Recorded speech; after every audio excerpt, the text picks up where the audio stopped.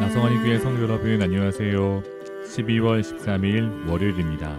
다같이 새 찬송가 531장 자비한 주께서 부르시네 함께 찬송하시겠습니다.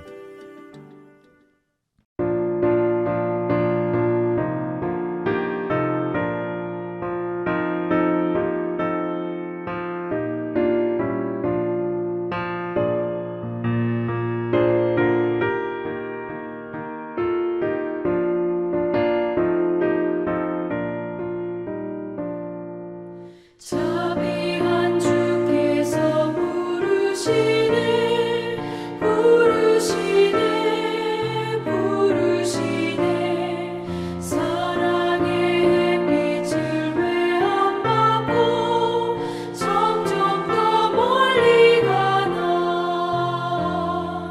지금 오라 지금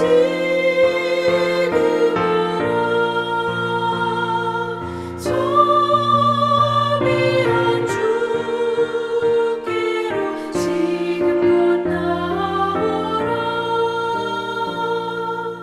고달파 지친 자 쉬라 하네 쉬라 하네 쉬라 하네 무거운 짐진 자 다 나오라 쉬게 해 주시리라 지금 오라 지금 오라 자비한 주께로 지금 건너오라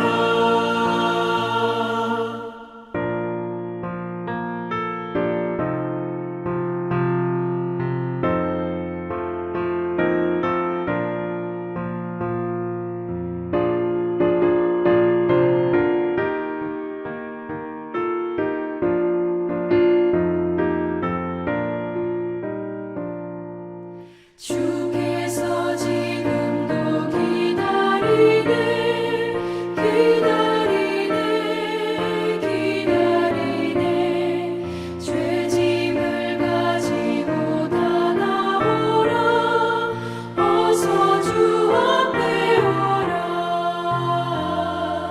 지금 오라 지금 오라 자비한 주께로 지금 건너오라 주님의 소리를 들어보라 들어보라 들어보라 그 이름 믿는 자 복 받으리 어서 곧 일어나라 지금 오라 지금 오라 자비한 주께로 지금 건너오라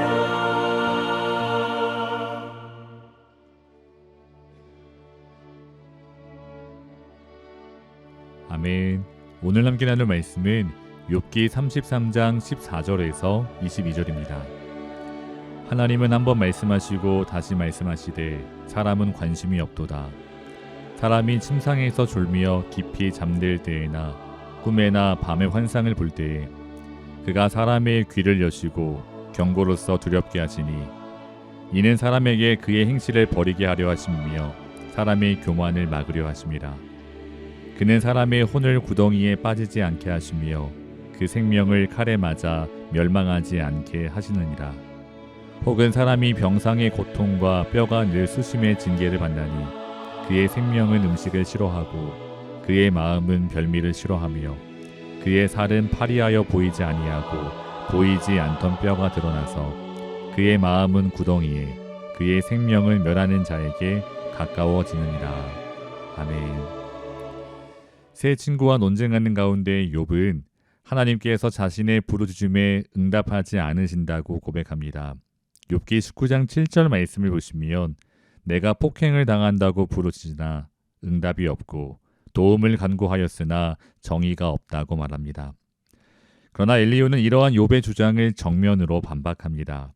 여기에서 엘리후는 하나님께서 응답하지 않으신 것이 아니라 하나님께서 여러 번 말씀하심에도 불구하고 사람들이 관심이 없어 듣지 못한다고 주장합니다. 14절 말씀을 다시 읽어보겠습니다.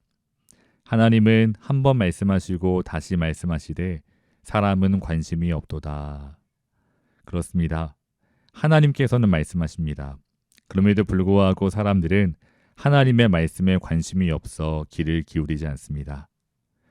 오늘 본문을 보시면 엘리후는 하나님께서 꿈이나 환상을 통해서도 말씀하신다고 주장합니다. 실제로 구약을 보시면 하나님께서 여러 번 꿈과 환상을 통해 자신의 뜻을 보여주셨습니다. 이스라엘 백성만이 아닙니다. 다니엘서를 보시면 하나님께서 여러 번 꿈과 환상을 통해 느부갓네살 왕에게 말씀하셨습니다. 이와 같이 엘리후는 하나님께서 사람의 귀를 열고 그 마음의 두려움을 통해 말씀하신다고 말합니다. 아울러 엘리후는 하나님께서 우리가 겪는 질병과 고통을 통해서도 말씀하실 수 있다고 주장합니다. 19절 말씀을 읽어보시면 병상의 고통과 아픔은 하나님의 징계입니다. 그럼에도 불구하고 우리는 그 고통과 아픔을 통해서도 우리를 향한 하나님의 음성을 들을 수 있다고 엘리후는 말합니다. 하지만 성도 여러분, 신앙생활을 하면서 하나님께서 응답해주지 않으신다고 생각하신 적 없으셨나요?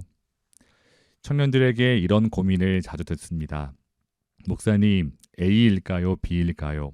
어떤 선택이 그리고 어떤 길이 하나님의 뜻일까요? 아무리 기도해도 모르겠습니다. 하나님께서 응답해주지 않으십니다. 성경을 읽어봐도 도저히 답을 모르겠습니다. 성도 여러분, 여러분께서도 이런 고민해 보신 적 있으시죠? 그럼 왜 하나님께서는 우리에게 응답해주지 않으실까요? 그러나 오늘 이 엘리후의 주장을 묵상하며 이런 깨달음을 얻었습니다. 성도 여러분, 하나님께서 우리에게 이미 여러 번 말씀하고 계심에도 불구하고 우리가 그 음성을 못 듣는 건 아니었을까요? 성도 여러분, 지금 저는 하나님께서 우리에게도 꿈과 환상을 통해 말씀하신다는 말을 하는 게 아닙니다. 또한 성경에 우리의 모든 삶의 문제에 대한 구체적인 해결책이 기록되어 있다는 말도 아닙니다. 성경에는 우리가 어떤 학교와 어떤 전공을 선택해야 하는지, 그리고 어떤 직업을 가져야 하는지, 어떤 배우자를 만나야 하는지에 대해 구체적으로 기록하고 있지 않습니다. 하지만 성도 여러분, 하나님께서는 날마다 강단에서 선포되는 하나님의 말씀을 통해 말씀하십니다. 목회자도 분명 부족한 사람입니다. 그래서 성경을 해석하는데 오류가 있습니다. 그럼에도 불구하고 그 부족한 종을 통해 선포되는 말씀 가운데 하나님께서 말씀하십니다.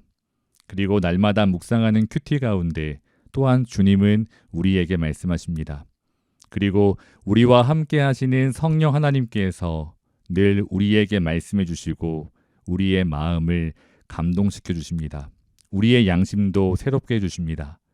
그래서 사실 우리는 대부분의 경우에 있어 무엇이 더 하나님의 뜻과 부합하는지 판단할 수 있습니다. 그래서 저도 청년들과 상담하는 대부분의 경우에 제가 어떤 결정을 대신 내려준 적이 없습니다. 하나님의 말씀을 좀 더 설명해주고 스스로 결정할 수 있도록 지켜보고 기도하며 기다려줍니다. 그럼에도 불구하고 우리는 여전히 세상의 소리, 우리 옛사람의 욕망 앞에서 포기할 수 없는 그 무언가 때문에 고민하고 갈등할 때가 많습니다. 주님의 말씀을 알면서도 외면할 때가 있습니다. 우리의 욕심 때문입니다. 사랑하는 나성하님께 성도 여러분, 그 욕심을 내려놓지 못한다면 우리는 늘 갈팡질팡할 수밖에 없습니다. 그러므로 이제는 우리의 옛사람의 그 욕심, 욕망을 내려놓고 오직 한 마음으로 우리에게 말씀하시는 하나님의 음성에 더 귀를 기울이고 그 말씀에 기꺼이 순종할 수 있기를 주님의 이름으로 축복합니다. 그런데 여기에서 우리가 또 한 가지 주목할 점은 하나님께서 우리를 징계하시는 목적입니다. 사랑하는 성도 여러분, 하나님께서 우리에게 경고하시고 더 나아가 질병과 고통을 통해 우리를 징계하시는 이유가 무엇입니까? 17절 이하의 말씀을 읽어보시면 이는 사람에게 그의 행실을 버리게 하려 하심이며 사람의 교만을 막으려 하심이라. 그는 사람의 혼을 구덩이에 빠지지 않게 하시며 그 생명을 칼에 맞아 멸망하지 않게 하시느니라. 아멘. 그렇습니다. 하나님께서 우리를 징계하시는 이유는 우리를 멸하기 위해서가 아닙니다. 아니, 정반대입니다. 사람들로 하여금 누구도 멸망하지 않도록 하나님께서는 우리에게 경고하시고 또한 징계하십니다. 여기에서 엘리후는 세 친구들과 큰 차이를 보이고 있습니다. 지금까지 세 친구는 그저 욥이 왜 이러한 고통을 받게 되었는지, 즉 그 고난의 이유에만 관심을 가졌습니다. 반면에 엘리후는 한 걸음 더 나아갑니다. 현재 욥이 받고 있는 고난을 그저 죄의 결과로 이해하지 않습니다. 엘리후는 욥이 받고 있는 고난과 징계 속에 욥을 구원하시고 생명의 길로 인도하시는 하나님의 목적과 계획이 있다고 말합니다. 그렇습니다. 성도 여러분, 하나님께서는 결코 우리가 멸망하는 것을 원하지 않으십니다. 심지어 하나님께서는 악인들이 망하는 것도 기뻐하지 않으신다고 말씀하십니다. 에스겔 18장 23절을 읽어보시면 주 여호와의 말씀이니라. 내가 어찌 악인이 죽는 것을 조금인들 기뻐하랴. 그가 돌이켜 그 길에서 떠나 사는 것을 어찌 기뻐하지 아니하겠느냐라고 기록되어 있습니다. 그래서 하나님께서는 성도 여러분 오래 참으십니다. 베드로후서 3장 9절 말씀을 읽어보시면 주의 약속은 어떤 이들이 더디다고 생각하는 것 같이 더딘 것이 아니라 오직 주께서는 너희를 대하여 오래 참으사 아무도 멸망하지 아니하고 다 회개하기에 이르기를 원하시느니라.